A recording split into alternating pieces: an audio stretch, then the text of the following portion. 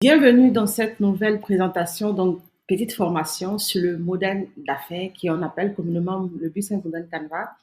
Alors, c'est quoi ce document? Ce document a une importance assez fondamentale pour quelqu'un qui veut donc créer son entreprise ou en tout cas développer son entreprise parce que généralement on le crée quand on crée une entreprise, quand on veut créer une entreprise, mais euh, si on ne l'a pas fait, il est préférable donc de le faire au cours de la vie de votre entreprise pour pouvoir justement suivre certaines étapes et les comprendre. Alors, qui je suis? Je suis Cléopâtre Ouattara. Je me suis spécialisée dans l'activité qu'on peut faire depuis la maison, le e-commerce, la restauration à domicile, la création de contenu pour les ventes, donc infopreneur, l'écriture, en tout cas toute activité que vous avez la possibilité de faire avec d'autres activités. Et ainsi, vous allez tester une activité, tester un produit. En tout cas, je me spécialise dans ce domaine pour permettre aux gens de lancer une activité, tester un projet, tester un produit et puis petit à petit créer donc une activité qui va permettre donc de les faire vivre. Puisque je suis passée par là en fait. Alors donc, maintenant qu'on a fait les présentations, je vous invite à aller voir mon site internet où je propose tous les produits que je vends, tous les produits numériques, tous les livres, toutes mes formations que je propose. Alors, le business model Canva, qui est le modèle d'affaires en fait, est un outil composé de 9 parties qui permet donc de pouvoir comprendre votre projet et avoir une stratégie adaptée. Alors, comme je l'ai dit, il est composé de non-composants et on parle du segment client, proposition de valeur, canaux de distribution, relations clients, sources de revenus. Également, en fait, on parle aussi des ressources clés, des activités clés et des partenaires clés, bien entendu. Après, il y a la conclusion qui complète donc la même partie. Alors, le segment client, c'est quoi? C'est le fait, en fait, de définir les caractéristiques, en fait, démographiques de votre clientèle cible. C'est-à-dire que vous allez essayer de comprendre quel est votre persona client que vous voulez cibler. Son comportement, ses idéaux, ce qu'il cherche donc lorsqu'il vient vers vous ou lorsqu'il viendra vers vous, ses besoins, donc quels sont ses besoins, quels sont en fait ses problèmes, ses désirs les plus profonds. Et ensuite, à partir du moment où vous savez tous ces informations, vous allez pouvoir donc concocter un produit qui va répondre à tous ces éléments-là. Ensuite, il y a la proposition de valeur. C'est quoi la proposition de valeur? La proposition de valeur, en fait, c'est le fait de proposer une solution assez unique qui vous différencie donc de votre client, de vos concurrents. Donc, vous allez offrir un produit ou un service qui résout un problème spécifique, comme on l'a dit dès le début dans le segment client. C'est vous allez répondre à un problème spécifique. Vous allez vous distinguer de vos concurrents par les caractéristiques assez uniques de vos produits. Ensuite, vous allez répondre à une valeur, vous allez créer une valeur que le client peut percevoir.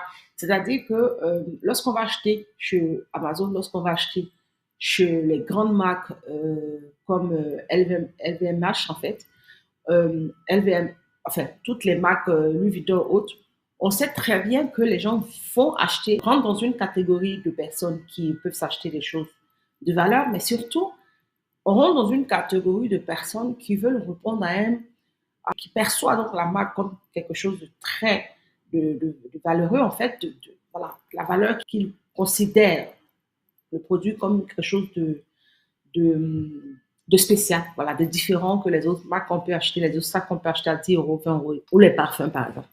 Donc, le client doit comprendre dans quelle catégorie de produits vous êtes et quelle est la particularité, par exemple, si vous faites des formations en ligne, quelle est la particularité du client de dire, moi, j'ai acheté tel produit numérique chez telle personne et ça m'a apporté ça. Est-ce que quand cette personne va aller dire à ses proches, j'ai acheté tel produit chez telle personne, chez tel infopreneur, est-ce que son entourage va percevoir ça comme quelque chose de bien? Ce qui va faire la différence dans le produit infopreneur, c'est que vous avez une légitimité que l'État vous reconnaît en tant que formateur. Et cette légitimité fait que, voilà, une fois que vous achetez un produit chez cette personne-là, eh ben, on sait automatiquement que vous avez une attestation. L'État a vérifié que le contenu est de qualité et que le contenu permet donc à la personne qui achète d'avoir d'avoir une certaine connaissance, donc que ça change en fait sa vie de manière positive. Et donc, c'est une valeur que vous offrez donc aux clients qui viennent chez vous. La reconnaissance de l'État, puisque vous avez été vu par l'État, vous avez été contrôlé par l'État. D'où l'attestation, en fait, de fin de formation que vous donnez qui permet donc de faire travailler. Il y a des personnes qui ne l'ont pas, il y a des personnes qui ne le proposent pas. Et donc, forcément, la valeur perçue sera moindre. Alors, les canaux de distribution, c'est la sensibilité, bon, la sensibilisation, pardon, fait connaître donc le produit à travers différentes manières, différents canaux de marketing. En fait, l'évaluation donc permet aux clients d'évaluer votre proposition de valeur assez facilement. Les achats, offrir des options d'achat assez pratiques, sécurisées pour vos clients, donc les moyens de paiement, livraison. C'est où que la personne aura efficacement le produit très rapidement. Par exemple, si je fais un bijou, une commande de bijoux parce que je vends des bijoux et produits de beauté, enfin différents produits.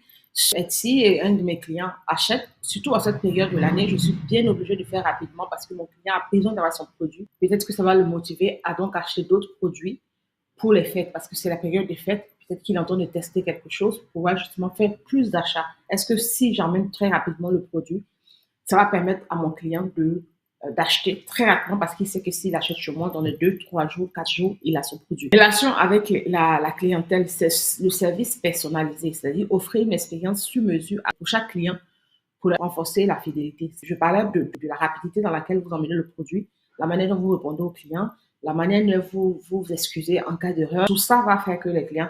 moi, j'ai fait une erreur et j'ai fait une erreur une fois avec une cliente. J'ai emmené un produit qui était défectueux. Le remplacement, j'en parle souvent dans mes vidéos.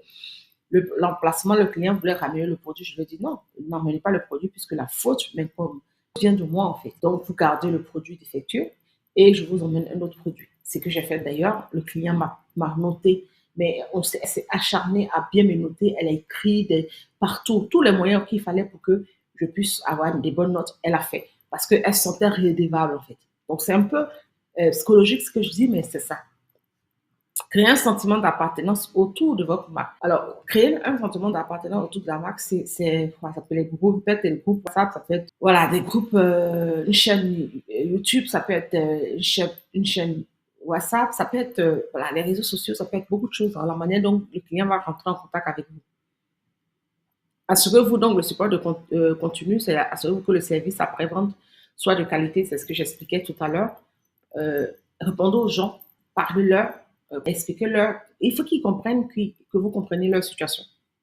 Les sources de revenus, vente directe, abonnement, licence, comment vous allez vendre, ça il faut le savoir. Est-ce que vous allez générer des produits, voilà, des ventes de produits au service aux clients, les produits que vous allez vendre, et puis ensuite, est-ce que vous allez faire des abonnements pour vos produits, pour ceux qui sont des infopreneurs.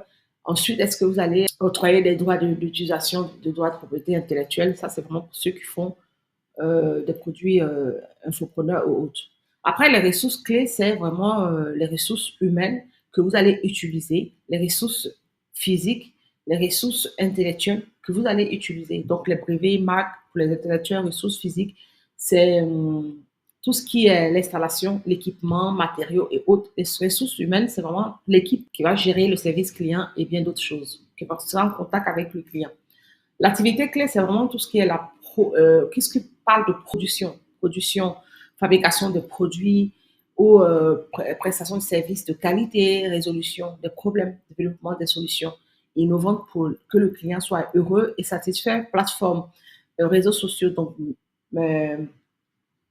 développement en fait des plateformes de réseau qui va vraiment aider à pouvoir donc beaucoup plus être dans une dynamique comme ça assez intéressante. Ensuite, on a partenaires clés. Les partenaires clés, ce sont les personnes qui sont importantes pour voilà, pour développer l'entreprise. Donc, ça peut être ceux qui vont réduire les risques, ceux qui vont permettre d'augmenter les ressources, ceux qui vont avec qui vous allez créer des alliances en fait stratégiques pour avoir une certaine meilleure offre, de meilleures offres en fait, et bien d'autres choses. Donc, en fait, c'est un peu ça, le business marketing. Donc, ça, c'est ça, le business, le plan, le business modèle Canva, que nous appelons modèle Canva. En fait, c'est ça, en fait, qui va vous aider à développer toute la structure autour de votre entreprise et comprendre comment elle fonctionne. Je vous invite donc à suivre nos différents réseaux sociaux et puis à nous laisser un like si vous avez apprécié cette vidéo. Et puis, on se retrouve donc dans une prochaine vidéo. Ciao, ciao!